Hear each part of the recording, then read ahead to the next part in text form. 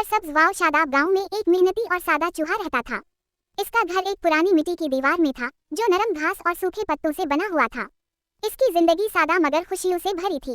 दिन को वो खेतों से गंदम के दाने, मकई या किसी दरख्त से गिरे बीज इकट्ठे करता और रात को पुरसुकून नींद सोता। एक दिन इसका पुराना दोस्त शहर का चूहा गांव आया। शहर का चूहा साफ सुथरे बालों, चमकदार छोटे कोट और खुद इत्मीनान से भरे अंदाज में आया। दोनों दोस्त मिलकर खुश हुए। शहर के चूहे ने गांव का चक्कर लगाया और कुछ खुश्क अनाज देखकर नाक चढ़ाते हुए कहा, कजिन, ये क्या जिंदगी है, खुश्क दाने, कुछ दालें और कभी कभार बीज। शहर आओ, वहाँ हर दिन मजे का खाना मिलता है, पनीर, मक्खन, बिस्किट, बादाम, केक, जो चाहो।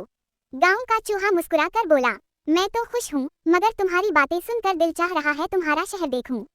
अगले दिन दोनों शहर रवाना हुए। सफर के बाद जब वो शहर पहुंचे तो गांव के चूहे की आंखें हैरत से फटी की फटी रह गईं। ऊंची इमारतें, रोशनियों की चमक और जगह जगह खुशबूदार खाने। शहर का चूहा अपने दोस्त को एक बड़े महल नुमा घर में ले गया। अंदर एक शानदार डाइनिंग रूम में मेज पर तरह तरह के खाने रखे थे, पनीर, मक्खन, मीठे बिस्किट, अंगूर, बादाम और मेवे। गांव का चूहा खुशी से उछल पड़ा, वाह, ये तो जन्नत है।